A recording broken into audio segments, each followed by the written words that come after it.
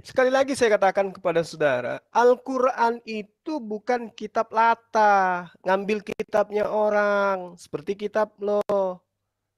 Al-Quran kalau sesuai dengan cerita-cerita yang kamu dongengkan barusan, di mana Anda menuduh Rasulullah belajar kepada Waraka, maka muncul di dalam risalah kenabiannya, poin per poin di mana dia belajar kepada Waraka. Pembenci Islam mana yang bisa memberikan literasi secara tertulis? Hayo, Rasulullah Muhammad SAW belajar ke Waraka tentang tauhid, tentang syahadat, tentang Taurat, tentang di mana itu diceritakan, wahai pendongeng, tuyul, tukang tahayul. Di mana? Gak ada itu Rasulullah pernah belajar. Al-Quran 30 juz diwahyukan selama kurang lebih 22 tahun. Kemudian hadis sebegitu banyak periwayatannya. Kapan dia duduk belajar di Waraka? Dia cuma datang bersama dengan Khadijah mempertanyakan tentang hal yang terjadi kepada dirinya. Apa yang dikatakan oleh Waraka? Apa yang dikatakan? Kudus, kudus, kudus. Itu yang dikatakan oleh Waraka. Itu adalah namus yang datang kepada Nabi Musa alaihissalam, kata Waraka. Loh, kok Anda larinya beliau belajar? Apa pula Nabi Yahya? Al-Quran hanya mengatakan begini. Ya Yahya, huzil kitab bikuwa wa atainahul hukma sabiyya. Itu yang diterangkan Al-Quran. Wahai Yahya, ambillah, pelajarilah kitab Taurat itu dengan sungguh-sungguh. Dan kami berikan hikmat kepada Yahya selagi dia masih kanak-kanak. Lalu kemudian dikatakan oleh Allah, wahanana min ladunna wa zakat wa kana taqiyya. Dan kami jadikan rasa sayang kepada sesama dari kami dan bersih dari dosa, dan dia pun seorang yang bertakwa. Ini berbicara tentang Yahya. Tapi tidak diceritakan kemudian Yahya membaptis. Apa pula baptis? Apaan baptis? Ya. Jadi baptiso itu pensucian, pembasuhan tangan, pencucian muka, pembasuhan kaki ketika ingin masuk ke dalam bait suci. Pentasbihan itu namanya, pentahiran itu namanya. Yang kami kenal dengan wudu. Dan kamu harus tahu bahwa orang yang dibaptis itu orang yang ditobatkan dari dosanya. Yesus berarti dibaptis, berarti dia ditobatkan dari dosanya, gitu maksudnya.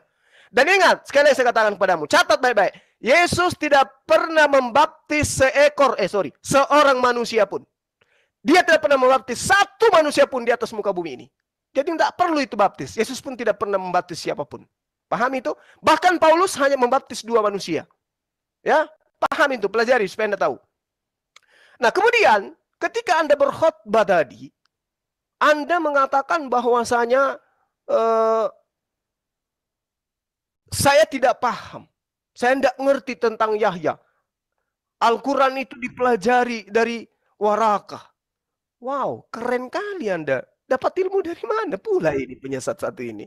Ya, tidak ada cerita Rasulullah itu belajar ke Waraka. Tidak ada cerita. Bahkan Waraka mengatakan, sekiranya aku masih hidup pada saat engkau menerima namus, maka aku orang yang paling terdepannya akan membelamu. Kenapa Waraka tahu itu? Karena dia ahli kitab. Dia seperti kamu, ahli terjemah. Ahli terjemah. Terjemah pun Anda tidak tahu. Hanya comot-comot ayat yang mengukuhkan ajaran Helenisme aja yang Anda paham.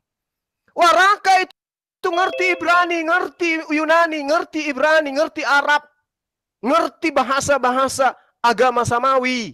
Oke? Oh? Sehingga ketika dia melihat ada tanda-tanda kenabian pada diri Rasulullah, karena memang di dalam kitabnya mereka diterangkan bahwasanya akan datang sosok nabi yang sama seperti Musa dari saudara Ishak, yaitu dari keturunan Ismail. Makanya mereka itu menunggu-nunggu. Dan ternyata inilah saatnya. Orang yang ditunggu-tunggu inilah saatnya. Karena memang Rasulullah sejak bayi, bahkan sejak ibunya dikandung, itu sudah ada tanda-tanda mujizat terhadap kandungan ibunya. Itu yang Anda harus paham. Makanya sejazirah Arab itu mengimani beliau sebagai nabi, sebagai rasul. Ajarannya sampai hari ini murni. Al-Quran itu murni. Ya, kami yang mewahyukan, kami yang menjaga. Itu Itu fakta. Berarti 1400 tahun silam tidak bohong. Faktanya sampai hari ini terjaga. Nah, sebaliknya di kitab Anda tidak dijaga oleh Tuhan, kemudian tidak dijaga oleh umatnya. Kenapa Anda tidak menjaga kitab Anda? Karena tidak ada kecintaan terhadap kitab suci Anda. Kenapa tidak ada kecintaan? Karena akal dan pikiran Anda itu nyata-nyata mengatakan bahwa kitab ini tidak wajar disebut sebagai kitab suci. Kenapa? Lihat isinya. Porno, pembunuhan, aksi yang tidak masuk akal di dalam. Jadi malas untuk menghafalkan. Karena cinta terhadap kebebasan, terhadap aturan Tuhan, tetap aja Anda ngotot mengimani kitab itu. Padahal di dalamnya irasional bertaburan di mana-mana. Tapi karena Anda enak, kalau Islam berat. Harus sholat, subuh, harus zuhur, harus berat. Mending di Kristen. Tidak ada kewajiban sedikit pun. Tidak ada yang haram sedikit pun. Tidak ada yang menjadi kemudian perintah sedikit pun. Yang penting imani Yesus Tuhan, selamat. Itu yang ada di agama Anda. Gimana Anda mau masuk Islam? Tapi bagi orang-orang Kristen yang menggunakan akal sehat, mendengarkan penjelasan saya, mereka pasti goyah. Mereka pasti minimal mengatakan bahwa apa yang saya katakan itu adalah benar. Kenapa? Kami membela Yesus yang tidak minum khamar. Kami membela Yesus yang tidak disalib. Kami membela Yesus yang tidak mengajarkan kemudian menganggap kitab Torah itu adalah kitab kutukan. Kami membela dia sebagai utusan Tuhan. Anda membela iman Anda agar Yesus mati terkutuk di atas tiang salib, agar dia bangkit dari kematian, menebus dosa-dosa kalian dari dosa yang kalian lakukan. Enak kali kalian. Kalian yang makan, orang lain yang harus menanggung kenyang. Lucu ya?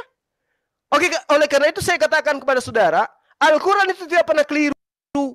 Kalau Al-Quran mengatakan Allah mengangkat Nabi Isa di sisinya, maka tidak ada yang bisa membantah. Kalau Anda menggunakan kata di dalam kalimat di dalam kitab Anda sendiri mengatakan Yesus minum anggur. Tapi Yesus mengatakan bersumpah tidak mau minum anggur. Yesus mengatakan dia berdoa dan diselamatkan dari maut. Kitab Anda mengatakan dia mati. Kemudian Paulus berselisih paham dengan orang orang-orang di sana tentang nama yang bernama Yesus, tentang orang yang bernama Yesus. Paulus mengatakan masih hidup, orang-orang mengatakan sudah mati. Berselisih. Dan yang paling inti sekarang adalah orang Yahudi Yerusalem dan orang Kristen di Vatikan berselisih paham tentang orang yang bernama Yesus sampai kiamat. Demikian. Kalau masih ada, silakan Anda membual sejauh-jauhnya. Silakan, Anda bebas. Ini bukan roomnya Kristen. Kalau di Kristen kita di-kick, kita di-mute. Silakan. Jadi jelas Anda itu masih tetap memaksakan seolah-olah Isa Al-Masih adalah Yesus. Tetapi dengan fakta yang Anda malah terjungkir balik, tidak bisa membuktikan persamaan antara Yesus dan Isa Al-Masih. Jadi, kalau informasi dari kitabmu itu, dari Al-Quran itu, bersumber dari Tuhan yang Maha Kuasa, Tuhan yang menciptakan langit dan bumi, tentunya dia akan menjelaskan tentang hal itu. Karena apa? Sebab Nabi Yohanes dan Yesus itu ada hubungan yang sangat erat. Tetapi di dalam kitab yang dikarang oleh manusia, yang ditulis karena berdasarkan penafsiran penjelasan dari informasi yang diterima dari kitab sebelumnya, itu jelas akan bertentangan dan dia tidak akan menuliskan hal-hal yang spiritual yang akan membuat keimanan orang pengikutnya akan mengikuti ajaran yang sebelumnya.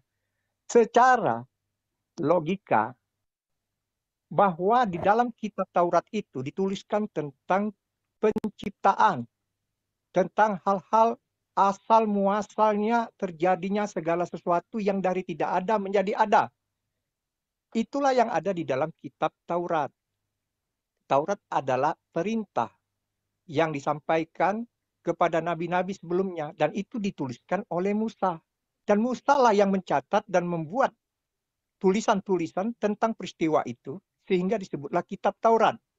Kemudian berlanjutlah kepada kitab Zabur, di mana Nabi Daud menuliskan ini tentang syair-syair untuk memuji dan memuliakan Tuhan. Di dalam kitab Zabur ini tidak lagi membahas tentang penciptaan, tidak lagi membahas tentang Nabi Nuh, tidak lagi membahas Nabi Abraham.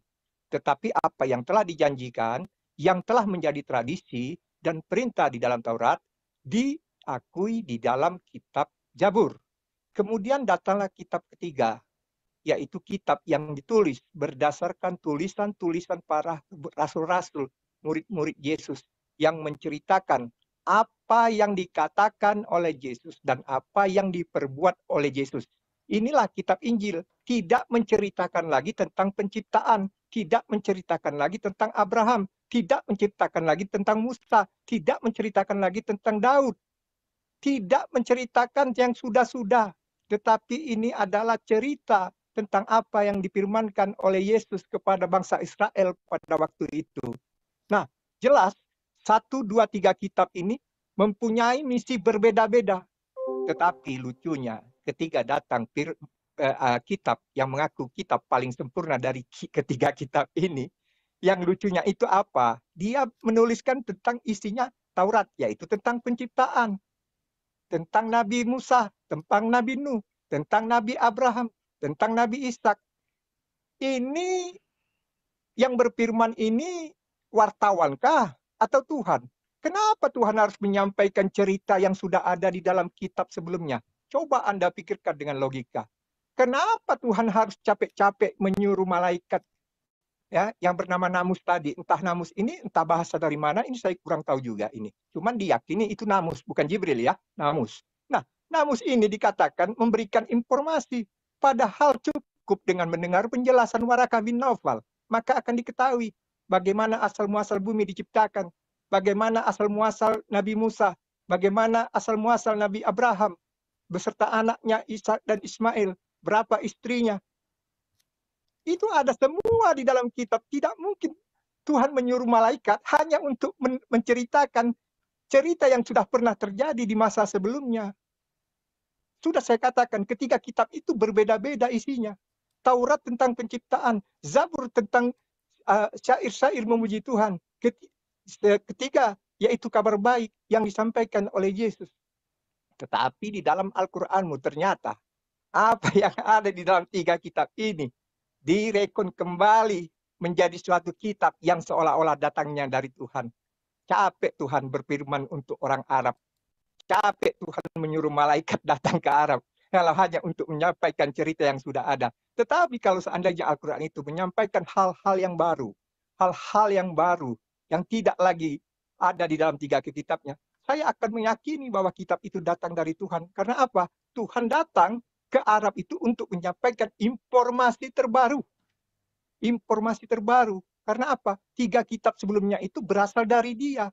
Jadi nggak perlu lagi dia menyampaikan cerita diulang-ulangi kayak sinetron, diulang lagi dari awal sampai ke Yesus, kemudian sampailah kepada bangsa Arab, dipelintir ke kiri, dipelintir ke kanan, sehingga terjadi perselisihan dan perdebatan di antara semua bangsa.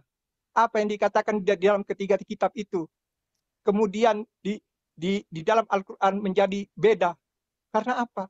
Karena Al-Quran itu adalah tafsir atas penjelasan pendeta Waraka.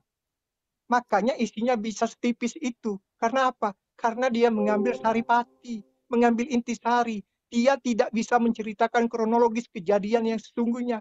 Seperti yang ada di dalam kitab sebelumnya. Berurutan. Mulai dari Adam, Hawa, Habil, Kain, Nuh, Abraham, Ishak, Ismail, Musa, sampai kepada Yesus. Itu semua ada berurutan. Itu bukti bahwa apa yang dikatakan di dalam ketiga kitab itu benar-benar ada dan nyata. Dan itu telah dibenarkan di dalam Al-Quran.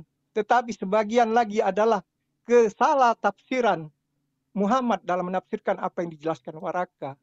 Sehingga apa yang disampaikan di dalam ketiga kitab tersebut ternyata mempunyai perbedaan sedikit dengan apa yang ada di dalam tiga kitab tersebut. Jadi jelas, kalau Anda mempunyai hati nurani, berpikirlah, apakah Tuhan akan berfirman dua kali untuk menceritakan apa yang sudah ada di dalam kitab yang dimiliki oleh Waraka bin Naufal yang datang ke tanah Arab, yang jelas-jelas kita ketahui bahwa ibunda daripada Nabi Muhammad adalah seorang kafir. Maka jelas otomatis apa yang dikandung oleh ibunda Muhammad itu adalah kafir. Tetapi dia menemukan keyakinan dia. Dia menemukan hidayah pada saat umur 40. Dan dia menyatakan bahwa Tuhan yang disembah oleh Nabi Ismail adalah Tuhan yang sama.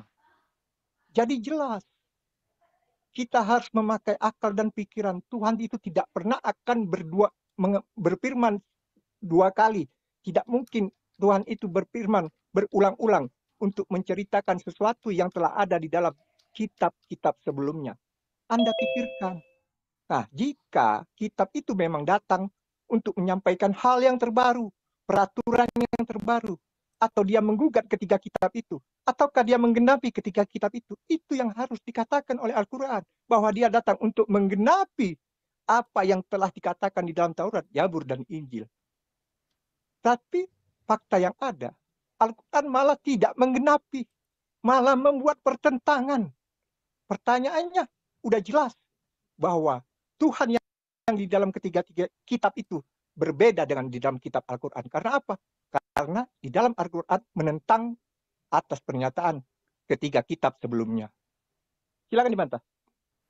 Oke, baik. Terima kasih. Ya, Anda bertanya, kenapa harus ada Al-Quran? Kenapa harus ada pengulangan? Anda minim narasi dari kitab saudara. Jadi gini, Yesus berkata, ya, segala firman yang engkau berikan kepadaku telah aku sampaikan. Yesus menerangkan di dalam catatan kitab saudara, Yohanes 17:8. Bahwa sebelum Yesus terangkat ke langit, Yesus telah menerima. Yesus telah sempurna wahyu yang diterima dari Tuhannya. Dan wahyu itu Yesus telah sampaikan semuanya kepada muridnya yang asli.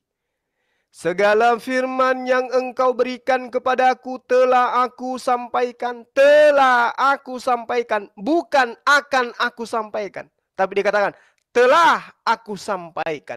Berarti Yesus sudah tamat mengajarkan murid-muridnya yang asli tentang Injil yang diberikan Allah kepadanya. Tapi murid-muridnya kemudian dianiaya, dibunuh oleh Paulus in the gang. Dan itu diakui sendiri oleh Paulus. Berarti murid-muridnya mati bersama dengan firman yang dibawa oleh mereka, yang diterima dari gurunya. Lalu kemudian muncul wartawan-wartawan lepas yang bukan murid Yesus, yang Yesus tidak pernah mengenal mereka, yang Yesus tidak pernah memberikan legitimasi terhadap mereka, apalagi catatan-catatan mereka. Itulah yang Anda imani. Yang Anda katakan firman Tuhan. Tapi original teksnya nggak ada. Kecintaan Anda terhadap kitab Anda aja nggak ada. Nggak ada rasa penasaran, seperti apa sih original teks kitab saya ini yang asli? Nggak ada. Kenapa? Karena tidak ada kecintaan di sana. Tidak ada karamah. Tidak ada hikmat di dalam kitab saudara. Sehingga Anda tidak bisa tahu seperti apa yang sebenarnya tertulis. Yesus bahkan mengatakan, masih banyak hal yang ingin aku ajarkan kepadamu. Tapi engkau belum sanggup untuk menanggungnya sekarang. Tetapi ketika ia datang, dialah yang akan mengajarkan segala sesuatunya. Berarti, sesempurna-sempurnanya ajaran Yesus yang diterima oleh Tuhan, oleh dia dari Tuhan, yang telah ia sampaikan sebelum Paulus muncul, yang telah disampaikan kepada murid aslinya, itu masih belum sempurna, bos. Masih banyak hal yang ingin aku sampaikan kepadamu, tapi engkau belum bisa untuk menanggungnya. Kau belum sanggup untuk menanggungnya. Makanya aku belum ajarkan. Tapi ketika ia datang, yaitu roh penolong lain, dialah yang akan mengajarkan segala sesuatunya. Kenapa dikatakan roh? Karena Rasulullah Muhammad SAW masih berada di alam roh. Masih gaib, belum lahir dia. Makanya dikatakan roh penolong. Seorang penolong lain. Pahami itu? Itu satu. Kemudian, kenapa Al-Quran itu muncul? Karena itu tadi, Yesus masih punya ajaran yang belum diajarkan. Dialah yang akan mengajarkan itu nanti. Kedua, karena akan datang Nabi yang sama seperti Musa, yang di mulutnya ditaruh firman Tuhan. Dan itu belum terjadi. Terjadinya hanya kepada baginda Rasulullah Muhammad SAW. Makanya semua Al-Quran itu bohong dan dusta dan menista, serta Anda itu adalah penyesat. Ketika Anda mengatakan Rasulullah Muhammad SAW menerima ajaran dari Warakah. Tak ada itu. Mau Anda bawa sejarah apapun, tidak akan pernah Anda bisa. Jadi itu sebabnya Al-Quran itu datang. Yang ketiga, sebab Al-Quran. Torah hanya untuk Bani Israel, coy. Yesus hanya untuk Bani Israel, coy. Dia hanya untuk Bani Israel. Matius 19 nomor 23. Matius 24 nomor 12. Aku diutus hanya kepada domba-domba yang hilang dari Bani Israel. Aku berdoa bukan untuk dunia. Aku berdoa hanya untuk Bani Israel. Hayo. Shema Israel. Dengarlah wahai Israel. Markus 12 nomor 29. Jadi Yesus hanya berseru kepada Israel. Bahkan ada non-Israel yang mengaku-ngaku percaya kepadanya, hanya disebut anjing, guguk. Itulah sebabnya Al-Quran itu datang untuk seluruh manusia, rahmatan lil alamin, untuk seluruh alam semesta. Yang keempat, kenapa Al-Quran itu datang? Karena kitab-kitab terdahulu itu sudah bercampur aduk. Yang tadi saya kasih analoginya, Yesus datang menerima semua firman. Sebelum dia terangkat, sebelum diceritakan kisah cerita dongeng mati bangkit hari ketiga, dia terlebih dahulu sudah mengajarkan itu. Semua firman yang diterima telah aku sampaikan, dan mereka yang menerima firman dari Yesus itu percaya kalau Yesus itu adalah Rasul Allah, Rasul utusan Allah, tidak Tuhan. Beda dengan pewarta-pewarta yang Anda imani sebagai Rasul, mengajarkan dia adalah Tuhan. Tapi Yesus mengatakan, segala firman yang engkau berikan kepadaku telah aku sampaikan kepada mereka, dan mereka percaya bahwa engkaulah yang mengutusku, engkaulah yang telah mengutus aku. Berarti aku ini apa? Aku ini utusan. Murid-murid aslinya Yesus percaya itu adalah Rasulullah. Murid-murid asli Yesus percaya bahwa Yesus itu adalah utusan Allah. Sementara kitab Anda mengajarkan Yesus itu adalah Tuhan itu sendiri. Konyol! Berbeda dengan pengajaran Yesus. Al-Quran mengatakan, wala talbisul haqqa bil batil wa taktumul haqqa wa antum ta'lamun. Wahai ahli kitab, ya, janganlah kau campur adukkan yang hak dengan yang batil. Jangan kau sembunyikan yang hak itu sedang engkau mengetahui. Itu yang perlu Anda pahami. Bahwa mereka mencampur adukkan. Mereka kemudian mengajarkan sesuatu yang bukan diajarkan oleh Tuhan. Ini yang tertulis dalam Al-Quran. Orang Yahudi, kata Allah, alladzina atainahumul kitaba ya'rifuna kama ya'rifuna abna'ahum wa inna fariqam minhum la yaktumuna al-haqqa wa hum ya'lamun. Pasti mereka menyembunyikan. Pasti mereka menyembunyikan. Innal ladzina yaktumuna ma anzalna minal bayyinati wal huda min ba'di ma bayyanahu lin-nasi fil kitab. Sesungguhnya orang-orang yang menyembunyikan apa yang telah kami wahyukan berupa keterangan yang jelas dan petunjuk setelah kami menerangkan kepada mereka di dalam Alkitab, mereka dilaknati oleh Allah. Mereka menyembunyikan. Alkitab itu mereka sembunyikan. Lalu mereka mengarang, lalu supaya dianggap itu Alkitab, sampulnya diganti dengan Alkitab padahal biblas. Yang terakhir dari saya, supaya Anda banyak belajar. Kenapa harus ada Al-Quran? Nah, buka Bible Anda sekarang, saya ajarin. Buka karangan Markus, Yohanes 14 nomor 26. Buka. Di situ diterangkan, tetapi penghibur, yaitu roh. Kenapa dikatakan roh? Karena dia masih gaib. Yang akan diutus oleh Bapa dalam namaku. Nih, diutus. Dialah yang akan mengajarkan segala sesuatu kepadamu. Oke? Jadi dia akan mengajarkan segala sesuatu ya. Tidak berhenti sampai Yesus. Masih ada ajaran yang belum diajarkan. Dan akan mengingatkan kamu akan semua yang telah kukatakan kepadamu. Berarti Roh Kudus yang benar itu, Dek, itu Om, itu Paman, adalah Roh Kudus yang kembali mengingatkan ajaran Yesus kepada oknum tersebut. Jadi apa yang pernah Yesus ajarkan kepada muridnya yang asli oleh Roh Kudus yang benar diajarkan kembali kepada roh penolong lain ini. Apakah pengajaran Yesus diajarkan kembali oleh penulis-penulis kitabmu? Tidak. Yesus mengatakan tidak setitik pun dihilangkan dari hukum Taurat sebelum langit bumi lenyap. Pewarta kitabmu, dengan matinya Yesus maka dia telah membatalkan segala hukum, membatalkan hukum Taurat dan segala ketentuan yang ada di dalamnya. Bertentangan. Tapi kalau di dalam Al-Quran,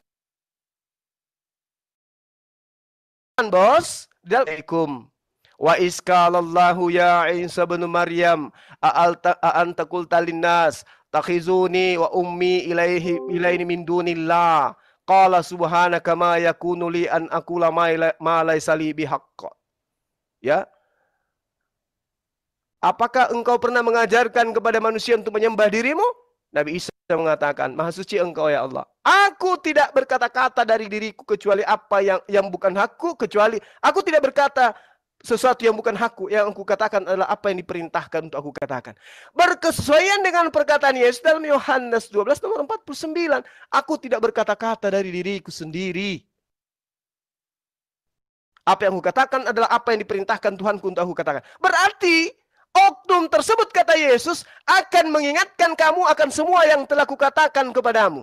Berarti Nabi ini akan datang mengajarkan bahwa Yesus itu hanyalah Nabi, hanyalah Rasul. Ya Bani Israel, inni Rasulullahi ilaikum. Wahai Bani Israel, sesungguhnya aku ini hanyalah utusan Allah kepadamu. Itu bukti bahwa Roh Kudus yang benar itu ada pada diri Rasulullah Muhammad sallallahu alaihi wasallam. Kenapa? Karena Rasulullah Muhammad sallallahu alaihi wasallam diajarkan mengulang kembali perkataan-perkataan Yesus yang pernah Yesus ajarkan kepada muridnya yang asli. Sementara pengajar kitabmu, Yesus itu adalah Tuhan yang inkarnasi menjadi Tuhan, menjadi manusia, mati dan seterusnya, bangkit menjadi Tuhan. Wah, segala macam ajaran yang tidak berkesesuaian dengan perkataan Yesus. Yesus mengatakan, penghibur itu ketika dia datang, dia akan mengingatkan kamu akan semua yang telah kukatakan. Makanya Al-Quran mengembalikan semua perkataan Yesus yang pernah Yesus katakan. Berarti Roh Kudus yang adalah namus itu mengajarkan ajaran yang benar. Sementara kitabmu, Yesus adalah Tuhan yang datang, mati, bangkit pada hari ketiga. Haleluya. Silakan. Baik, sebelum dijawab oleh Peter, John Peter, saya mau bicara sebentar. Ini yang satu slot ini saya khususkan untuk Oten yang lain ya, biar kita ini adil di sini. Nah, untuk posisi Mas Andi itu adalah sebagai moderator. Silakan yang merasa dirinya Kristen naik, yang Muslim tahan dulu, jangan ikut-ikutan naik. Cukup dengarkan di live comment, ketik aja di situ.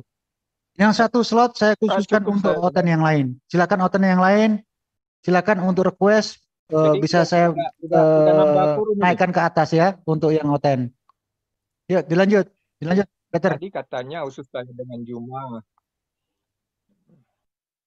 Jadi Juma, kamu ini orang munafik yang saya pernah dengar dan saya saksikan.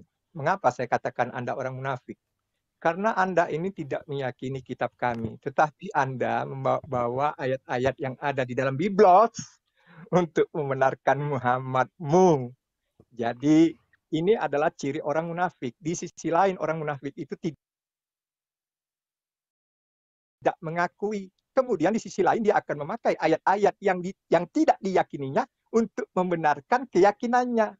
Ini adalah ciri-ciri iblis. Yesus sudah mengatakan, berhati-hatilah. Setelah aku akan datang nabi-nabi palsu yang akan menjual namanya, yang mengatakan seolah-olah datang dari aku. Siapa nabi yang mengaku nabi setelah itu? Coba dicek. Nggak ada yang mengaku nabi selain orang Arab yang bernama Muhammad. Jelas Taurat untuk Israel, Zabur untuk Israel, Injil untuk Israel. Lalu datanglah kitab yang terbaru yang mengatakan kitab yang datang dari Tuhan. Kitab yang berisi ayat-ayat yang sempurna, menyempurnakan ketiga kitab yang datang sebelumnya. Tapi isinya sangat bertentangan dengan apa yang terjadi di dalam kisah 3 kitab sebelumnya. Jadi, enggak usah pusing-pusing. Saya cuma hanya katakan bahwa janganlah engkau memaksakan diri cuma Isa Al-Masih itu bukan Yesus. Sampai kapanpun engkau tidak akan bisa membuktikan bahwa Isa Al-Masih adalah Yesus. Karena apa? Karena jelas firman yang datang, yang diberikan oleh namus, entah siapa namus ini. Ya, namus ini menurut informasi yang saya dengar, pada saat Muhammad menghafal ayat-ayat tersebut di dalam Gua Hira, dia membawa kitab. Kitab ini telah dinyatakan di Fusilat 41 ayat 3. Ini kitab yang diberikan kepada Muhammad, yang ditulis dalam bahasa Arab. Kemudian dia menghafalkan ayat-ayat tersebut di dalam Gua Hira. Lalu datanglah sosok namus ini, mendekap dia. Hingga Muhammad merasa kesakitan. Dan Namus ini mengatakan kepada Muhammad, bacalah. Aku tidak bisa membaca, jawab Muhammad. Kenapa? Karena gelap gulita di dalam gua ini. Dia tidak membawa cahaya. Dia datang ke sana hanya untuk menghafal. Karena dia sudah membaca sebagian daripada apa yang dia baca di dalam kitab tersebut. Tetapi sosok Namus ini murka dan melakukan hal yang kedua kepada Muhammad, menyuruh dia untuk membaca. Tetapi Muhammad tetap menjawab, aku tidak bisa membaca. Sampai 3 kali Muhammad dipaksa untuk membaca. Bagaimana mungkin dia membaca di dalam kegelapan? Jelas bahwa yang dikatakan oleh Namus membaca ini merujuk kepada kitab. Karena kalau itu firman, dia akan mengatakan, dengarkanlah wahai Muhammad, dengarkanlah, pasang kupingmu. Tetapi dia mengatakan bacalah. Jelas bahwa Muhammad ini bisa membaca, bisa menulis. Tetapi kalian mengatakan dan menghujat dia buta huruf. Muhammad bukan tidak bisa membaca, tetapi karena dalam keadaan gelap bagaimana mungkin seorang bisa membaca? Jadi jelas bahwa Muhammad mendapat informasi dari kitab ini dan itu dibenarkan dalam Fusilat 41 ayat 3. Kitab yang ditulis dalam bahasa Arab untuk kaum yang mengetahuinya. Itu jelas bahwa itu berupa sebuah kitab, bukan ayat-ayat. Lalu kemudian Namus ini mengatakan bahwa manusia diciptakan dari segumpal darah. Siapa yang dia maksud manusia yang diciptakan dari segumpal darah? Ini adalah fitnah. Namus telah memfitnah bahwa tidak ada manusia yang diciptakan dari segumpal darah. Manusia itu diciptakan dari saripati tanah. Kemudian diambil dari tulang rusuknya. Dijadikan pasangannya yang bernama Hawa. Itulah manusia yang diciptakan oleh Tuhan bangsa Israel. Tetapi Namus mengatakan bahwa manusia diciptakan dari segumpal darah. Siapa yang dimaksud dia manusia yang diciptakan dari segumpal darah? Siapa yang dimaksudnya? Apakah Habil atau Kain? Sehingga dia mengatakan bahwa ada manusia yang diciptakan dari segumpal darah. Dan ini adalah penyesatan. Oleh karena itu, dia menceritakan kisah itu kepada istrinya. Lalu Siti Khadijah membawa Muhammad menemui Waraka. Karena Waraka lah yang memberikan kitab ini kepadanya untuk dihafalkan dan dibaca. Karena Waraka meyakini bahwa Muhammad ini adalah sosok yang dianggapnya sebagai orang besar yang akan datang di kemudian hari. Oleh karena itu Waraka mengajarkan kepada Muhammad, memberikan penjelasan tentang isi kitab yang dimiliki Waraka. Kitab yang berisi tentang Taurat, tentang Zabur, tentang Injil. Yang disampaikan kepada Muhammad, yang dijelaskan dalam bahasa Arab. Karena Muhammad tidak mengerti bahasa yang dibawa di dalam Waraka, yaitu bahasa Hebreu, bahasa Yunani. Karena Namus ini adalah bahasa Yunani. Injil itu adalah bahasa Yunani. Itu jelas mengatakan bahwa Warakalah satu-satunya orang yang memberikan informasi tentang isi Taurat, tentang isi Zabur, tentang isi Injil kepada Muhammad. Jelas di dalam salah satu ayat di dalam Al-Quran mengatakan, dirahmatilah aku pada saat aku dilahirkan. Itu kata Isa Al-Masih. Pada saat aku dilahirkan, pada saat aku meninggal, dan pada saat aku dibangkitkan. Jelas ini menyatakan Isa Al-Masih ini pernah lahir, pernah meninggal, dan pernah dibangkitkan. Al-Quran menyatakan bahwa sesungguhnya ia pernah dilahirkan, pernah meninggal, dan pernah dibangkitkan. Itu fakta. Itu realita. Dan itu tidak bisa dipungkiri. Tetapi kalau Anda menafsirkan dengan hal-hal yang berbeda, itu adalah keyakinan Anda.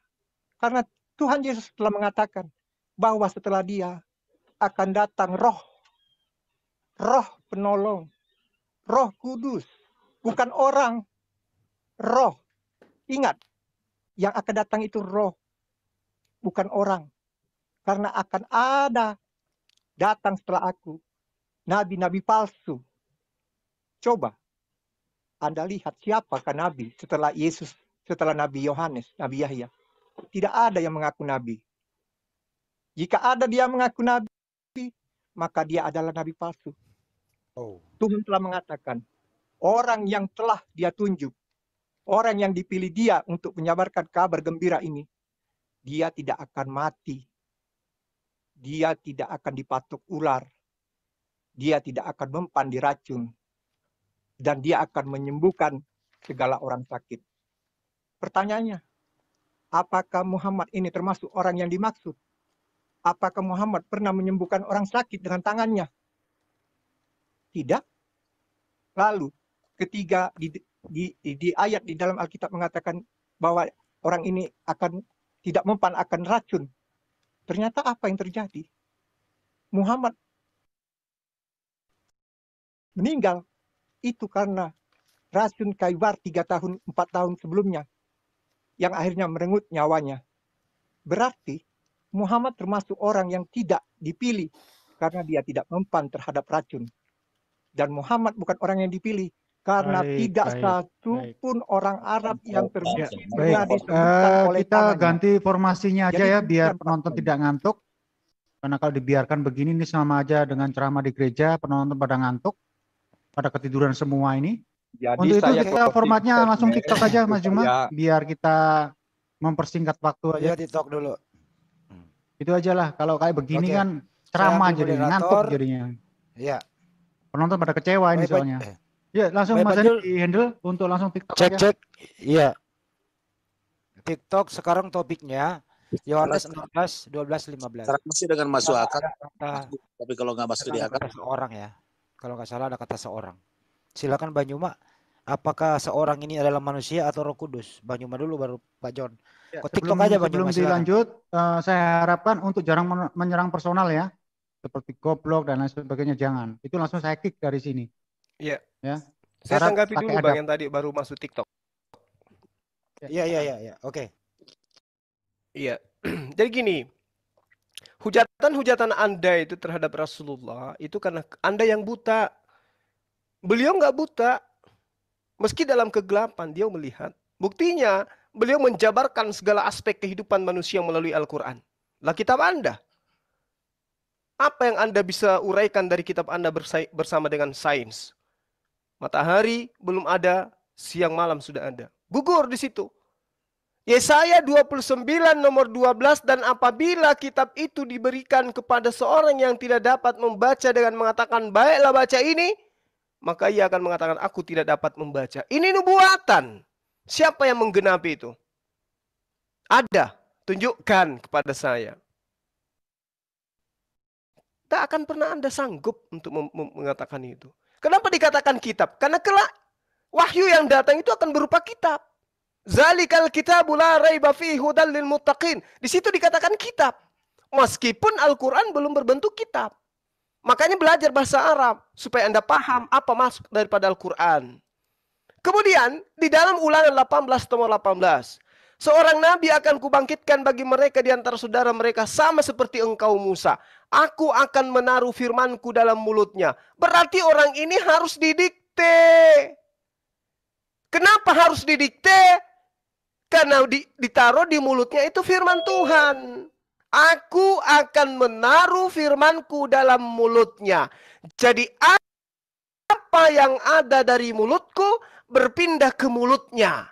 Kalau saya mengatakan A, maka mulutnya harus mengatakan A. Kalau saya mengatakan B, maka mulutnya harus mengatakan B. Makanya diperintahkan ikra. Baca. Apa yang harus aku baca? Ya katakan ikra, ikutin bacaan itu. Makanya diikutin ikra. Bismi rabbikal ladzi khalaq. Dia mengikuti bismi rabbikal ladzi khalaq. Kenapa harus begitu? Karena aku menaruh firmanku di dalam mulutnya. Yang keluar dari mulut Lukas itu firman dari mana? Firman dari mana? Firman dari tetangga. Yang dituliskan Paulus itu firman dari mana? Firman dari penjara. Dari padang gurun. Aku akan menaruh firmanku dalam mulutnya. Makanya apa yang ada di dalam Al-Quran, tidak ada yang bisa membuktikan bahwa itu bukan kalam Allah. Kecuali orang buta yang bisa mengatakan itu. Orang yang tidak bisa membaca Al-Quran yang mengatakan Al-Quran itu bukan firman Tuhan. Percaya sama saya, pasti itu betul. Nah, kemudian ketika saudara mengatakan bahwasanya yang datang itu adalah namus, dan namus itu saya tidak tahu. Ketika dia mengatakan manusia diciptakan dari segumpal darah. Halo? Al-Quran mengatakan, ya ayuhan nasu in kuntum fi raibim minal ba' fa inna khalaqnakum min turab thumma min nutfah thumma min alaqa thumma min mudghah mukhallaqa wa ghairi mukhallaqa. Jelas Al-Quran itu berkesesuaian dengan liyubayyina lakum, ilmu sains. Kami telah menjadikan kamu dari tanah, kemudian dari setetes mani, kemudian dari segumpal darah, kemudian dari segumpal daging. Itu jelas itu. Al-Quran tidak ada pernah keliru itu. Siapa yang mengajarkan itu kepada Rasulullah sementara dia jauh dari ilmu kedokteran? Dia tidak pernah belajar tentang organ tubuh. Siapa yang mengajarkan? Yang mengajarkan itu adalah namus. Makanya Waraka mengatakan, dia itu orang buta. Dia itu buta tapi dia ahli kitab. Dia takjub dengan mengatakan, kudus, kudus, yang suci, yang suci. Bayangkan. Waraka mengatakan itu. Tapi kalau Paulus, siapa yang mengatakan dia itu menerima Roh Kudus? Siapa? Sehingga kitabnya kau imani. Ini Waraka coy, ahli kitab. Kudus, kudus, yang suci, yang suci. Lalu dia mengatakan apa? Demi Tuhan yang menguasai jiwaku, yang mendatangi Muhammad adalah namus terbesar. Yang dulu juga mendatangi Musa. Sungguh Muhammad ini adalah nabi bagi kaumnya. Yakinlah dia, yakinkan dia, supaya dia tidak ragu terhadap keberadaannya sebagai nabi. Lalu Anda bertanya, apa namus ini? Belajar supaya Anda tahu. Mau pakai bahasa Bugis, bahasa Jepang, bahasa Cina, bahasa Thai, bahasa tubuh, bahasa apapun yang Anda bisa. Cari referensi. Namus itu apa? Supaya Anda itu bisa sehat. Yang mendekati kemudian tentang kaidah-kaidah yang diajarkan oleh Waraka adalah bahasa Yunani. Bahasa Arab juga ada. Nams. Apa artinya nams? Kehormatan, kebijakan kemudian. Ya. Kesucian kemudian. Ini yang perlu Anda pahami. Ketika Anda lari kepada nomos, bahasa Yunani, apa yang dikatakan di sana? Kebajikan. Namus itu kebajikan. Kalau bahasa Ibraninya, hukum-hukum. Dia adalah adat atau honor, kehormatan. Itu yang perlu Anda pahami. Lahirkan rasa penasaran kepada diri Anda. Namus ini apa sih? Jangan seperti anak-anak, siapa itu? Anak kata. Asal nyerang tapi nggak punya senjata. Namus itu, kalau Anda larikan kepada bahasa Yunani, artinya nomos. Nomos artinya hukum-hukum, bos. Makanya Jibril datang, Roh Kudus datang mengajarkan apa? Hukum-hukum. Jadi Waraka tidak salah ketika dia mengatakan, yang datang itu adalah namus. Namus yang suci, yang pernah datang kepada Nabi Musa alaihissalam. Nah, kalau kata namus ini Anda tidak tahu, belajar. Kan ada kamus. Atau apa istilah? Anda masuk ke mana? Ke Google.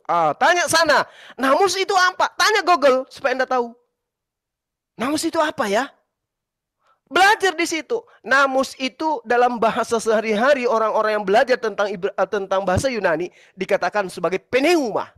Pneuma itu adalah spirit. Spirit itu adalah roh atau jiwa. Maka yang datang itu adalah orang atau malaikat yang datang merasuki jiwa seseorang untuk mengajarkan hukum-hukum kebajikan. Itulah namus yang kemudian menyatakan dirinya sebagai malaikat Jibril.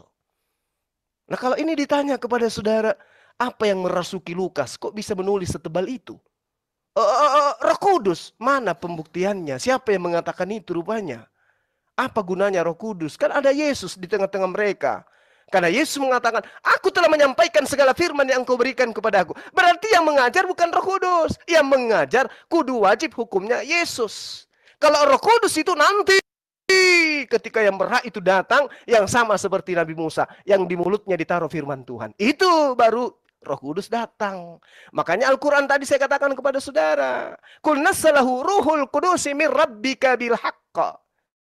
Itu baru datang kepada baginda Rasul Muhammad SAW, yang mengingatkan kembali perkataan-perkataan Yesus yang asli kepada Bani Israel. Jadi ya, kalau yang nabi palsu itu jelas adalah Paulus. Di dalam Kisah Para Rasul 13 nomor 1, Saulus termasuk dalam golongan nabi. Kenapa palsu? Karena ajarannya bukan dari Yesus. Kenapa palsu? Karena ajarannya bukan dari Roh Kudus. Kenapa palsu? Karena ajarannya bukan dari Allah, pencipta langit dan bumi. Dia ngarang sendiri. Dan Yesus selama dia ngajar, sedikit lagi. Yesus selama dia ngajar Bani Israel, tidak pernah dia mengatakan bahwa serigala itu muncul dari bangsa Arab. Dia katakan serigala itu muncul dari Bani Israel, dari Farisi, dari ahli kitab, dari orang munafik, dari keturunan Benyamin. Coba, kitab Anda yang mengatakan itu. Paulus dari Benyamin. Dia ahli Torah, dia orang Farisi, dia orang munafik. Kenapa saya mengatakan munafik? Dia mengutuk orang-orang yang bersunat, tapi dia menyunat Timotius. Coba, munafik. Kepada orang Roma dia ngaku Roma, kepada orang Yahudi dia ngaku Yahudi. Munafik. Itu namanya munafik. Menyeberangi lautan, menjelajahi daratan. Dan itu pekerjaan Paulus. Tidak ada itu. Waspadalah kepada Bani Khedar. Waspadalah kepada Bani Nabayot. Waspadalah kepada Bani Ismail. Waspadalah kepada keturunan Hagar. Waspadalah kepada Bani Ismail. Waspadalah kepada Bani Quraisy. Nggak ada. Yesus mengatakan waspadalah kepada siapa? Ahli Taurat. Paulus. Waspadalah kepada siapa? Orang Farisi. Paulus, waspadalah kepada orang munafik. Paulus, waspadalah kepada orang yang menyeberangi lautan. Paulus, semuanya Paulus. Mengajarkan manusia, menyembah manusia siapa? Paulus. Pelajari itu, belajar supaya Anda waras. Demikian. Oke. Terima kasih Bang Juma. Saatnya tanya jawab ya. Tadi Bang Jon kan yang pertama. Bang Juma yang betul. Tadi dulu Pak. Saya moderator dulu. Tadi kan Pak Jon yang pertama. Iya, Bang Juma yang terakhir. Udah sekarang waktunya sekarang adalah Anda bertanya, Bang Juma menjawab.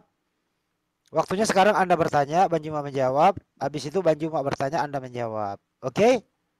Oke? Deal, silakan bertanya sesingkatnya. Silakan. Jadi kembali tadi sebagian penjelasanmu itu Juma, kau ambil kembali dari Alkitab kami yang kau yakini adalah karangan manusia, di mana engkau mengatakan bahwa dari antara kalian akan aku bangkitkan nabi dan akan aku letakkan firman di dalam mulutnya, dan engkau mencocok logikan itu kepada Muhammad. Jelas, artinya engkau masih meyakini kitab-kitab kami. Karena apa? Karena Bang engkau Jon, mengambil. bisa nggak Anda bertanya saja Bang Jon? Ini udah formatnya Anda bertanya, Bang Juma menjawab. Silakan bikin pertanyaan Pak. Ya ini akan saya tanya, maka saya menjelaskan dulu. Nggak usah dijelaskan Pak, langsung Ya bertanya aja. jangan dipotong. Anda moderator hanya mendengarkan dan memberi Nggak waktu. bisa, moderator itu membuat format Pak. Dari tadi lo udah mau 2 jam ini seperti ini, dirubah formatnya biar. Beri kesempatan saya menjawab untuk melepaskan pertanyaan. Jangan Kan kau takut. Bang Juma kan nggak bertanya. Jangan kau patahkan di sini. Ini membuktikan kalian ketakutan sehingga kalian membatasi Cie. Ngapain kita takut sama ngapain takut sama penyembah manusia, Pak? Bapak mau diatur nggak sih, Pak Jon? Pak Jon mau diatur, Pak? Kamu nggak ketakutan. Pak Jon mau diatur apa tidak, Pak? Pak Jon mau diatur apa tidak, Pak? Ya saya mau. Ya udah kalau mau diatur bertanya silakan. itu. Waktunya bertanya, Pak. Giliran Anda bertanya, silakan. Habis itu Bang Juma bertanya. Silakan, Pak. Bertanya. Silakan. Ya, kau mute lah biar aku ngomong. Karena setiap aku ngomong kau selalu memotong-motong. Jadi mute kan. Kalau nggak bisa diatur TikTok aja TikTok. Iya, sekarang giliran Anda bertanya. Iya, mute kan lah biar saya bertanya. Mute kan lah dulu. Bagaimana menyebutkan gimana sini orang bahasa Indonesia nggak jelas. Moderator beliau, John. Iya, mute kan lah, kasih kesempatan saya ngomong biar jelas gitu. Nanti kalau saya moderator lo ini yang nyusun jalannya debat kita lo, masa Anda bantah?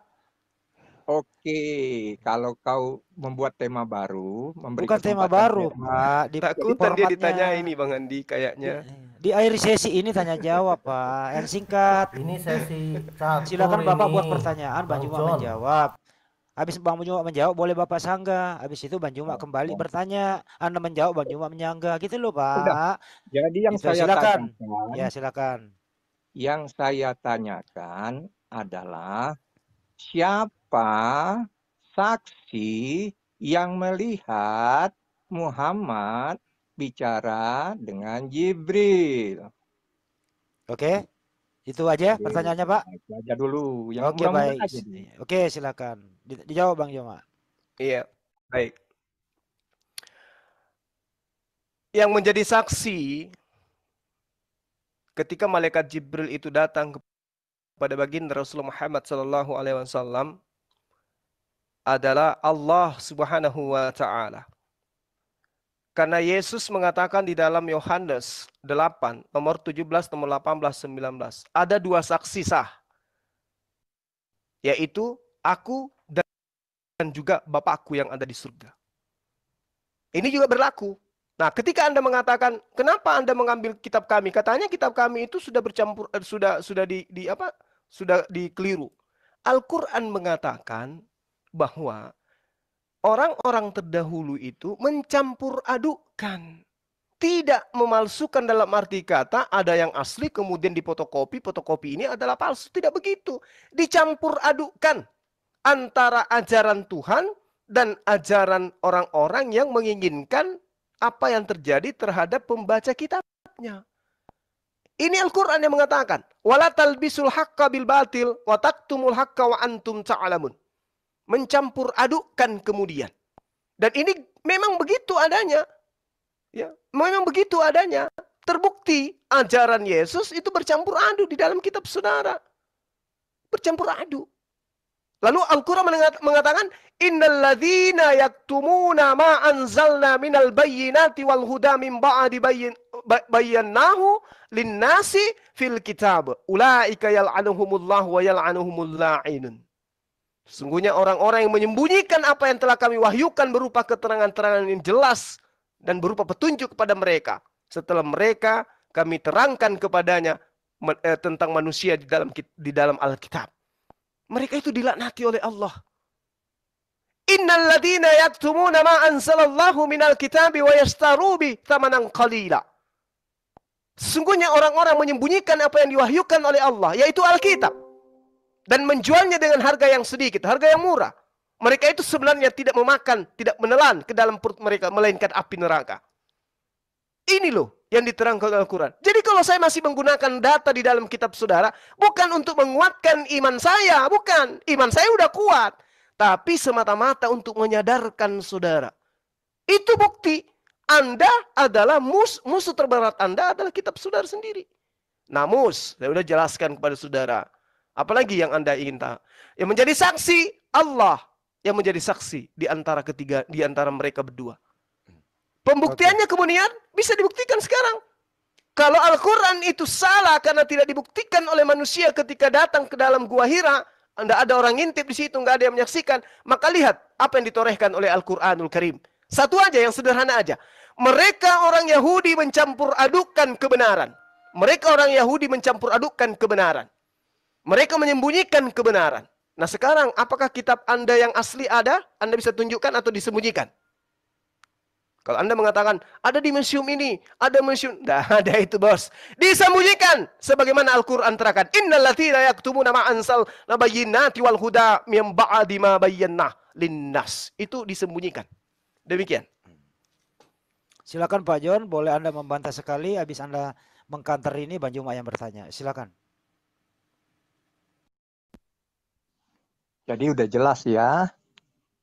Perkataan Juma, tidak ada orang yang bisa dijadikan saksi tentang Jibril ini datang kepada Muhammad. Tidak ada orang yang menjadi saksi. Jadi saksinya cuman ala SWT.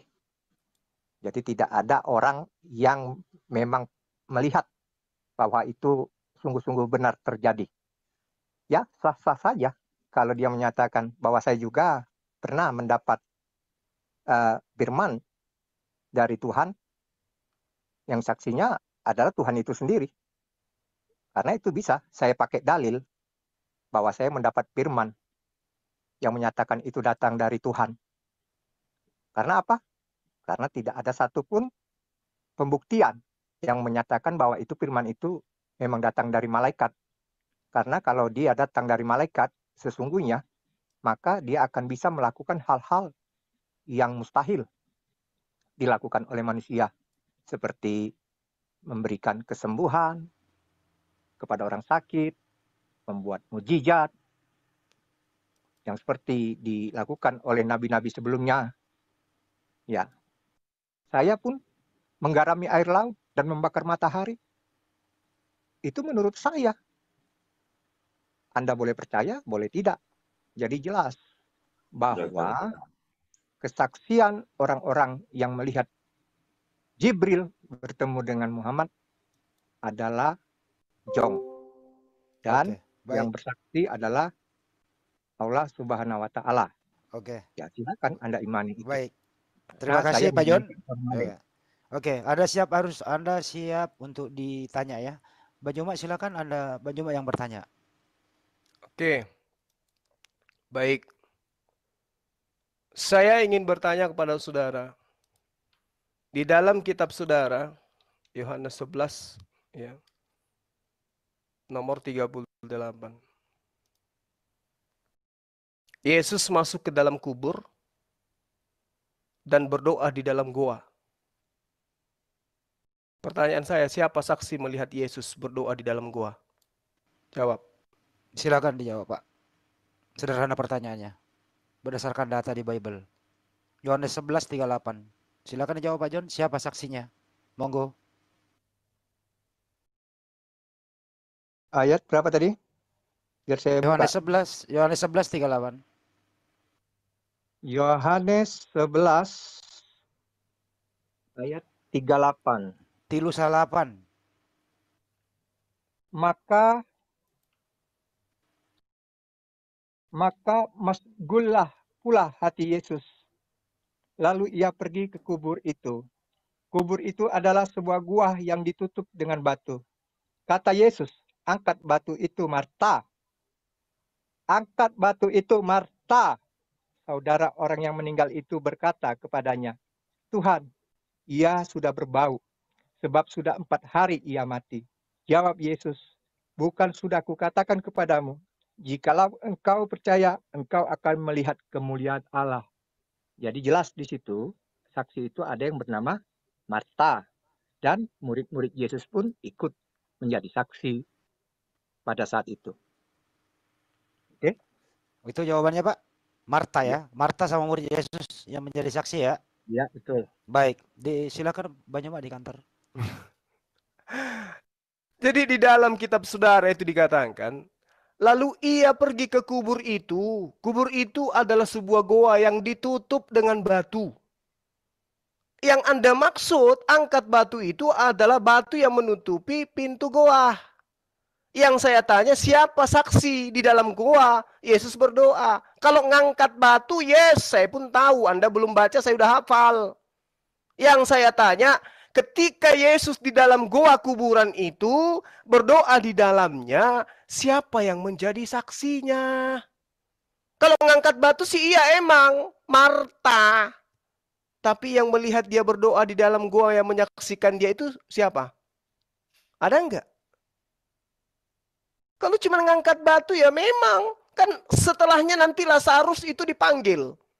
Tapi yang saya tanya, siapa yang melihat Yesus sedang berdoa di dalam goa kuburan? Ada saksinya? Yang dikatakan saksi itu bos, dia mengatakan, aku melihat Yesus di dalam goa berdoa. Dan goa itu adalah kuburan. Mana pernyataan itu? Mana pernyataan saksi? Gak ada kan? Ini cuma perintah untuk angkat batu. Batu yang menghalangi kubur. Goa. Setelah batunya kemudian terbuka, Yesus masuk ke dalam goa itu. Siapa saksinya melihat dia berdoa di dalam? Mana tahu dia cuma tidur-tiduran sambil berrokok, bikin kopi. Siapa yang lihat? Hayo. Dan siapa yang tahu bahwa yang datang menerima doanya itu adalah malaikat atau Tuhan? Siapa saksinya? Ada. Mana tahu yang datang itu yang giginya keluar. Kupingnya panjang sampai di tanah. Mana kita tahu? Begitulah narasi yang kalian bangun terhadap Rasulullah dan Gua Hira. Ingat, Yesus di dalam Yohanes 8 nomor 18, 19 nomor dan seterusnya, dia mengatakan, bukankah di dalam kitab Tauratmu dikatakan bahwa 2 saksi itu sudah sah, dan aku bersaksi tentang diriku, dan yang kedua adalah Bapakku juga bersaksi tentang diriku. 2, berarti dia cuma dengan Bapaknya berdua saksi. Nah loh, Rasulullah 3, malaikat Jibril, Rasulullah, dan juga Allah. Yesus berdua saja, nggak ada yang lain. Lebih parah. Dan siapa saksi ketika dia masuk dalam goa? Anda tidak akan mampu menjawabnya. Silakan Bang Handi. Jadi oke, baik. Jadi pertanyaan Bang Juma itu siapa sakti di dalam goa? Jawabannya Pak Peter saksi di luar goa. Jadi nggak nyambung Pak Enggak, pertanyaannya ini kita nggak kena. bacakan. Biar, ya oke, Iya. pertanyaan tadi biar saya bacakan biar jelas ya. Pemirsa Hmm. netizen supaya tahu dan cerdas, jangan suka dibodoh-bodohin ya. Yohanes 11 ayat 38, demikianlah yang tertulis. Maka masyullah pula hati Yesus lalu ia pergi ke kubur itu. Kubur itu adalah sebuah gua yang ditutup dengan batu. Kata Yesus, angkat batu itu Marta. Saudara orang yang meninggal itu berkata kepadanya, Tuhan, ya Tuhan, ia sudah berbau sebab sudah 40 hari ia mati. Jawab Yesus, bukankah sudah kukatakan kepadamu, jikalau engkau percaya engkau akan melihat kemuliaan Allah. Maka mereka mengangkat batu itu. Lalu Yesus menengadah ke atas dan berkata, Bapa, aku mengucap syukur kepadamu karena engkau telah mendengarkan aku. Aku tahu bahwa engkau selalu mendengarkan aku. Tapi oleh karena orang banyak yang berdiri di sini mengelilingi aku mengatakannya supaya mereka percaya bahwa engkaulah yang telah mengutus aku. Dan sesudah itu berkata demikian, berserulah ia dengan suara keras, Lazarus, marilah keluar. Orang yang telah mati itu datang keluar. Kaki dan tangannya masih terikat dengan kain kafan, dan mukanya tertutup dengan kain peluh. Kata Yesus kepada mereka, Anda tahu siapa mereka?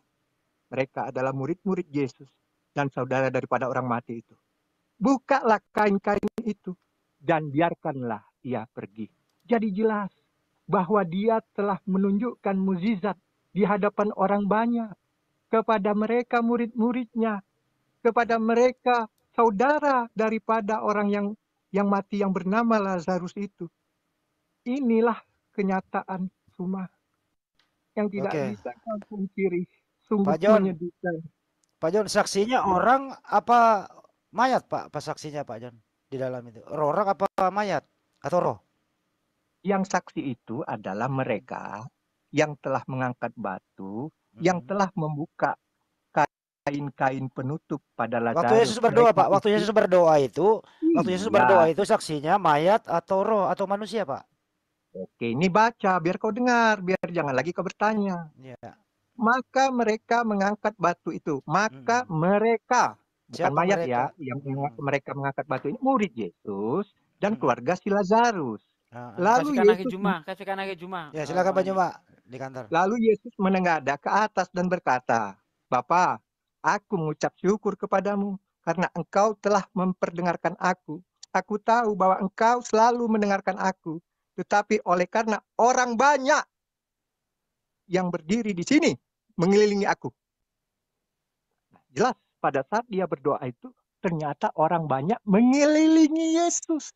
Menjadi saksi bahwa dia benar-benar membangunkan Lazarus dari kematian setelah 40 hari. Jadi jelas Juma, saksinya adalah orang banyak termasuk keluarga Lazarus. Oke, baik Bang Juma silakan. Ya, baik. Jadi di dalam Al-Quran juga diterangkan Nabi Isa alaihissalam itu membangkitkan orang mati. Itu nggak masalah. Itu nggak masalah. Yang Anda pertanyakan tadi kan saksi. Ya kan? Di sini tidak ditentukan, tidak disebutkan siapa namanya saksi itu. Iya kan?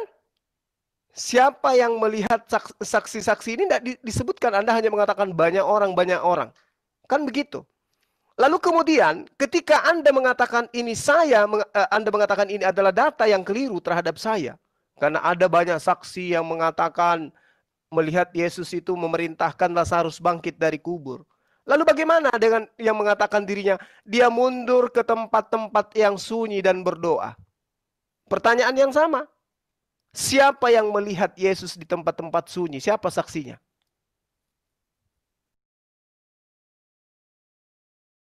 Ada Silakan, saksi Pak. melihat Yesus? Karena di situ diterangkan dia menyendiri ke tempat yang sunyi dan berdoa. Siapa saksi ketika Yesus ini berdoa di tempat-tempat yang sunyi? Ini pertanyaan lain lagi nih. Enggak, ini berbicara mengenai saksi. Ini berbicara mengenai saksi. Kau dengar nggak aku ngomong tadi itu disebut Marta, salah satu nama. Jadi biar bukan lagi orang banyak ya. Nah, saksi itu salah satunya Marta. Marta itu saudara Lazarus. Jadi jangan kau lagi bingung ya, itu Marta. Kemudian siapa saksi Yesus berdoa? Itu bukannya saksi itu malaikat nulis nih di dalam Yohanes, di dalam Lukas, di dalam Matius. Yang menulis itu murid-murid Yesus sendiri. Kan dia punya murid. Kemana dia pergi diikuti? Bukan penulis Ya kan? ditanya Pak, saksi Pak. Iya, saksi itu iyalah ya mereka yang menulis tentang apa yang dikatakan itu. Itulah saksi. Karena ini tulisan ini, kitab Biblos ini tulisan murid Yesus, bukan tulisan malaikat Jibril. Ya, ya, bukan. Yang saya tanya, jelas, siapa ya, yang menjadi saksi ketika Yesus berdoa di tempat-tempat sunyi? Yohanes 11 ayat 38, salah satu saksinya bernama Marta. Yang lain itu murid-murid Yesus yang menuliskan ayat Yohanes Yesus ini. berdoa, Pak. Yesus berdoa di tempat sunyi, siapa saksinya? Murid-murid Yesus yang nulis. Dari mana kau dapat informasi dia berdoa? Baju mah nggak bertanya siapa yang nulis, tapi siapa saksi Yesus berdoa tempat sunyi?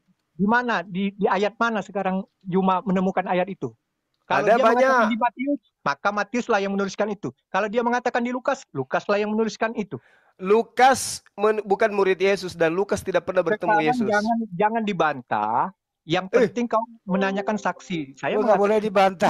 Lukas 5 nomor 16, tetapi Yesus ya menarik dirinya sendiri ke tempat yang sunyi. Iya. Terus?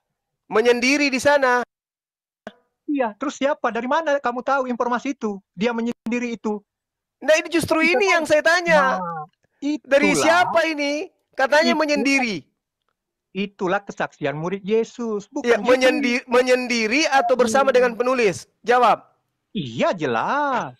Jelas apa? Murid-murid Yesus lah yang menuliskan itu.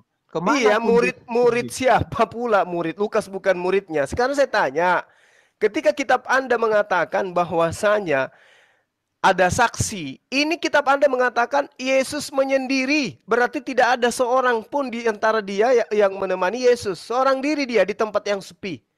Ya, siapa yang menjadi saksi? Yesusnya yang menyendiri. Artinya muridnya melihat dia pergi menyendiri. Maka dituliskan. Ya, nggak mungkin Jibril yang nulis. Apa kamu bilang itu tulisan Jibril? Enggak. Hah? Orang tanya siapa yang menjadi saksi ketika Yesus di tempat-tempat yang sunyi. Iya, apa Jibril yang nulis seperti ayat itu? Loh kok jadinya ke Jibril? Kok jadinya ke Jibril? Berarti kan ada orang yang menyaksikan Yesus pergi menyendiri. Itulah saksi. Nah, ketika dia menyendiri ini, kan dikatakan di situ dia berdoa. Kalau ada yang menyaksikan dia berdoa, berarti dia tidak sendiri.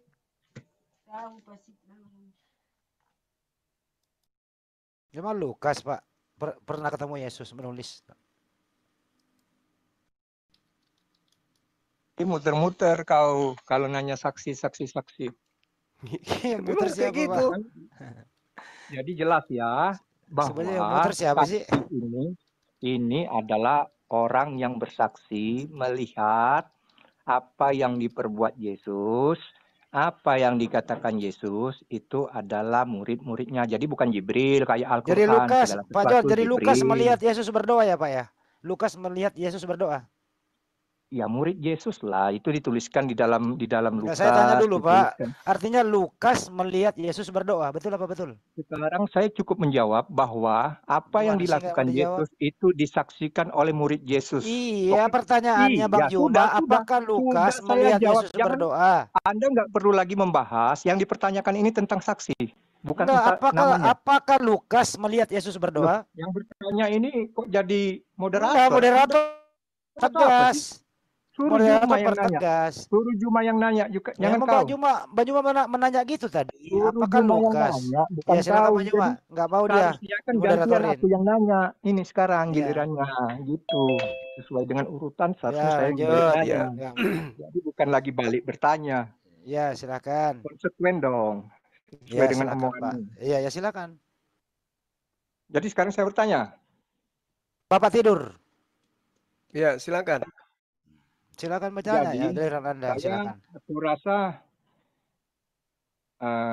aku nggak mau memperdebatkan tentang agama Islam karena pada fokus pertama saja saya hanya ingin meluruskan tentang Giliran Bapak yang Isa bertanya, Al-Masih Pak. bukan Giliran Yesus. Bapak yang bertanya. Pak John yang Iya, bertanya. jadi Ya, silakan. begini, artinya saya tidak akan bertanya lagi tentang keyakinan kalian. Kalian imani saja itu. Ya, saya datang masuk ke room Pertanyaannya, Zulfikar Pak. ini, Pertanyaannya, Pak. saya tidak akan bertanya lagi. Oke, Anda tidak bertanya lagi, silakan Saya standby tidak Bang akan Juma yang bertanya bertanya. Iya. Ini sesi tanya jawab, Pak. Biarlah, karena saya tidak akan bertanya lagi karena Oke, kalau tujuan saya begitu Anda masuk standby, ke sini Anda siap ditanya. hanya untuk menjelaskan Nggak bahwa bisa Isa Anda Al-Masih itu menjelaskan, bukan ini Yesus. sesi tanya jawab. Ya, Sesi tanya jawab, Pak. Sekarang sesi tanya jawab ini sudah berubah dari Nggak bisa Anda rubah, saya tema kita moderator. Kenapa bersama. Anda yang rubah? Loh, kalau saya nggak mau, kenapa Anda maksa? Ya kalau begitu silakan tidur. Iya, Kalau silakan. kamu diatur. Maksudnya Bang Handi, kalau dia bertanya, berarti saya lagi bertanya lagi nanti. Maksudnya dia itu udah selesai aja ini kita. Oh, begitu. Supaya saya jangan Bang Hendra. ditanyai lagi gitu. Ya, enggak. gitu. Kalau memang Juma mau bertanya, silakan. Silakan Oke, pakai Bang Juma yang dalil bertanya, Anda. silakan Saya Anda pasti standby. bertanya. Ya udah Anda Yakin standby, nih, Bang Juma yakin bertanya. itu. Yakin. Silakan. Iya. Silakan, tapi dengan dalil ya. Jadi saya buka di Yohanes berapa nanti saya buka gitu. Oke, silakan Yakin Bang Juma. ini. Ya silakan, nggak apa-apa. Oke, baik. Jadi dikatakan di dalam kitab saudara bahwa Yesus itu kemudian mati dan dikuburkan. Iya. Itu ya. Pertanyaan saya, ketika dikatakan akan bangkit pada hari ketiga, siapa saksi melihat Yesus duduk, berdiri, dan berjalan dari kubur? Silakan. Oke. Kita kan harus pakai dalil, jadi biar enak. Mantap itu Pak, harus pakai dalil Pak. Ya. Mantap Pak John.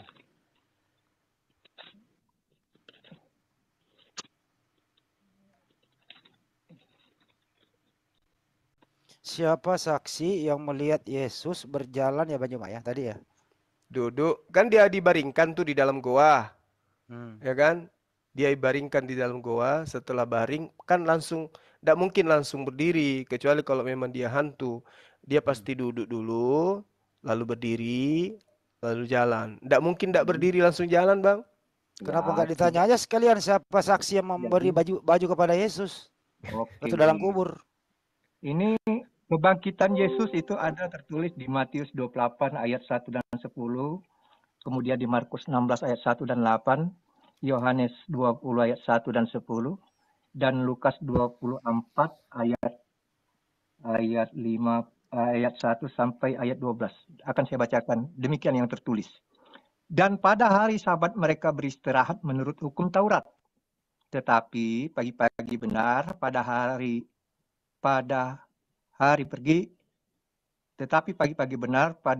pertama minggu itu, mereka pergi ke kubur membawa rempah-rempah yang telah disediakan mereka. Mereka mendapati batu sudah terguling dari kubur itu. Dan setelah masuk, mereka tidak menemukan mayat Tuhan Yesus.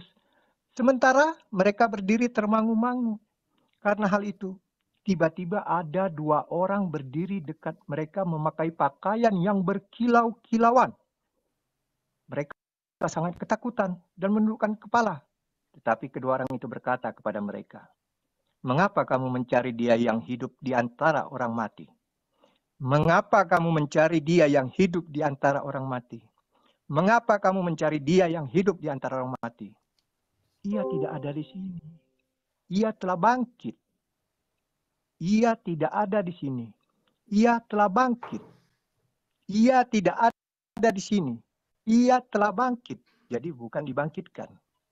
Ya, ia tidak ada di sini. Ia telah bangkit. Ingatlah apa yang dikatakannya kepada kamu ketika ia masih di Galilea, yaitu bahwa anak manusia harus diserahkan ke tangan orang-orang berdosa dan disalibkan dan akan bangkit pada hari yang ketiga. Maka teringatlah mereka akan perkataan Yesus itu. Dan setelah mereka kembali dari kubur, mereka menceritakan semuanya itu kepada ke-11 murid dan kepada semua saudara yang lain. Perempuan-perempuan itu ialah Maria dari Magdalena dan Yohana dan Maria ibu Yakobus dan perempuan-perempuan lain yang juga bersama-sama dengan mereka memberitahukannya kepada rasul-rasul. Tetapi bagi mereka perkataan-perkataan itu seakan-akan omong kosong dan mereka tidak percaya kepada perempuan-perempuan itu. Sungguh pun demikian, Petrus bangun, lalu cepat-cepat pergi ke kubur itu. Ketika ia menyenggung ke dalam, ia melihat hanya kain kapan saja di sana. Ia pergi dan ia bertanya dalam hatinya, apa yang kiranya telah terjadi? Jadi, saksi daripada Yesus bangkit adalah dua sosok malaikat yang memberitahu kepada murid-murid Yesus. Demikian yang tertulis di dalam surat Lukas 24 ayat 1 hingga ayat 12. Oke. Dua orang malaikat. Jadi malaikat adalah orang. Silakan Bang Juma. Iya, yang saya tanya siapa saksi melihat Yesus itu duduk, berdiri dan berjalan. Karena setelah datang murid-muridnya, Yesus sudah nggak ada. Betul banget. Nah, terus yang menyaksikannya siapa? Saya sudah jelaskan, saya bilang tadi yang menyatakan dia telah bangkit itu adalah dua malaikat. Berarti malaikat yang menjadi saksi. Ya, Bukan orang. Nah, orang itu tidak melihat karena kuburan sudah terbuka. Yang melihat dia bangkit itu adalah malaikat. Nah, untuk selanjutnya. Oh, jadi kesaksian malaikat sah ya? Iya. Bisa dipercaya. Kesaksian malaikat bisa dipercaya. Sama seperti Nabi Muhammad, saksinya malaikat. Malaikat Jibril. Sah. Enggak. Sah itu Jibril itu sama sah. Muhammad yang ngomong. Beda. Kalau ini kayak orang baca ini Bang. Itu beda. Tapi gini Bang Ya. Peter ya. Kalau kita lihat, ini kesaksian di sini ambigu. Di dalam Lukas 2 orang malaikat. Di dalam Yohanes 2 orang malaikat. Di dalam Markus 1 orang malaikat. Mana yang benar? 2 orang atau 1 orang? Sesuai dengan pandangan mereka, karena kita berada di PKP. Sesuai pandangan mereka. Penulis bingung ini penulis ini. Kesaksian mereka, karena malaikat itu menurut yang dilihat mungkin dia melihat biji. Mungkin itu melihat 3. Iya, jadi istilahnya menurut mata mereka lah memandang. Nggak bisa kita katakan penglihatan yang hal-hal gaib ini bisa dilihat oleh semua orang. Artinya kan yang kita melihat itu berarti yang menjadi malaikat menjadi saksi malaikat udah. Ya, gini, yang jadi masalah ini orangnya sama yang masuk ke kubur kan. Baik yang diceritakan Markus, Matius, dan Yohanes ini Lukas ya, Lukas, Yohanes, Markus ini orangnya sama. Tapi kesaksiannya ini beda. Ya, orang-orang yang sama melihat di Lukas 2 orang malaikat. Orang-orang yang sama melihat malaikat inilah di Yohanes. Tapi di Markus orang-orang yang sama melihat malaikat cuma 1. Yang benar yang mana ini? Pak John dengerin dulu Pak John. Pak John dengerin dulu pernyataannya. Jadi ada yang melihat 2 malaikat, ada yang 1 malaikat. Yang benar yang mana? Orangnya sama Bang Andi. Iya, orangnya sama. Orangnya sama. Ya kan? Maria Magdalena dan Maria yang lain dan murid-murid Yesus. Ya coba. Melihat malaikat 2 orang menurut Lukas. Menurut Yohanes juga 2 coba orang. Pak John. Dan orang-orang yang itu sama malaikatnya siapa malaikat coba namanya ini, siapa? Ternyata menurut Markus cuma 1 orang. Yang benar yang 1 orang atau 2 orang? Pade, coba Malaikatnya siapa namanya itu? Si Pak John ini parah ini, ngarang bebas ini. Iya, karena Kalau begini, kontradiksi itu, bahwa Bos, tidak tidak mungkin dua-duanya kontradiksi. benar. Pasti Ya, ada yang salah, ada yang benar, atau oke. dua-duanya salah. Itu baru Menurut logis. Anda Lanjut, Bang Juma. kontradiksi, kalaupun Anda bilang kontradiksi, itu wajar. Sebab itu adalah Oh, kitab kesaksian. suci Ya. kontradiksi Oh, wajar, ya udahlah. kesaksian, Jadi wajar bukan, salah. bukan perkataan Allah Subhanahu wa Taala. Oke, oke, Ini oke, oke. jelas. Jadi Wajar. Kesaksian, kalau udah, Kalau ada udah. kesalahan berarti iya, kitabmu gugur sebagai kitab suci. benar. Kitab Ya, suci sip, itu nggak mantap. mungkin dibakar jadi abu, ya Oke, nggak oke, mungkin baik, dibakar baik, jadi baik. Udah, abu. Pak, udah, Pak, udah. Jadi jelas yang ditanya oleh Juma itu siapa Udah. yang menjadi saksi. Jadi saksinya adalah itu siapa Udah. yang menjadi saksi, Oke, baik. malaikat yang Yang hadir lain diam pada dulu, Pak filsafat. saat Jadi itu. kesimpulannya Bang Juma, habis ini ke Bang Juma lagi. Kesaksiannya Bang Juma, artinya malaikat sah menjadi saksi. Silakan Bang Juma.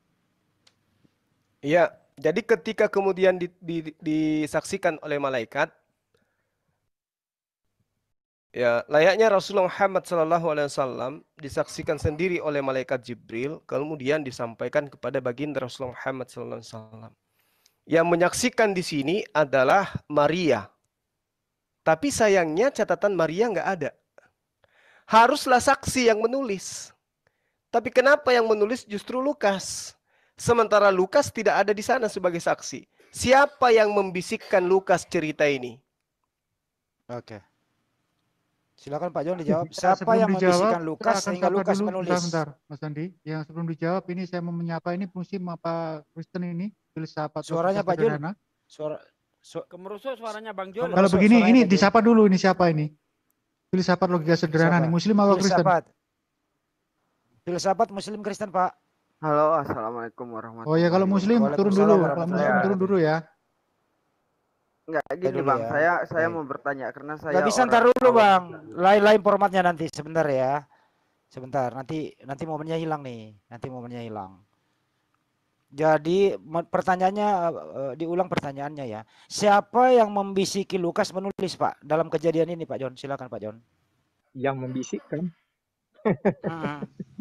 Jadi ini bukan bisikan bro, bukan wahyu. Ini adalah kesaksian Lukas atas itu apa dapat yang dari mereka mana gitu lihat. loh. Ya. Nah, Dia nulis dapat dari mana? Ya. Maka teringatlah, dengar biasa jawab. Maka teringatlah mereka akan perkataan Yesus itu ayat 9, ayat 8. Dan setelah mereka kembali dari kubur, mereka menceritakan semua itu kepada ke-11 murid. 11 murid.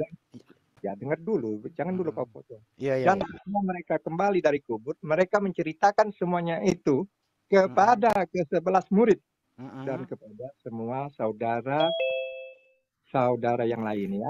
Di situ ada dikatakan di ayat 9, dan setelah mereka kembali dari kubur, mereka menceritakan semuanya itu kepada 11 murid dan kepada semua saudara yang lain dan kepada semua saudara yang lain. Oke. Siapa nama yang menceritakan ini kepada Lukas? Inilah orang-orang saksi-saksi. Ya, siapa orang itu? Siapa nama orang itu, Pak? Siapa nama orang itu? Perempuan itu ialah Maria dari Magdala dan Yohana dan Maria ibu Yakobus. Siapa yang memberitahu ke Lukas, Pak? Maria kah? Ibunya Yakobus kah? Siapa yang menceritakan ke Lukas? Jelas di sini dikatakan di ayat 9 dan mereka setelah mereka ini adalah Maria dari Magdala, Yohana dan Maria ibu Yakobus ya. Mereka ini ada 3 perempuan di sini tertulis dan mereka inilah yang menceritakan kepada murid-murid itu. Ya. Jadi ketiga perempuan ini yang memberitahu Lukas menulis, betul?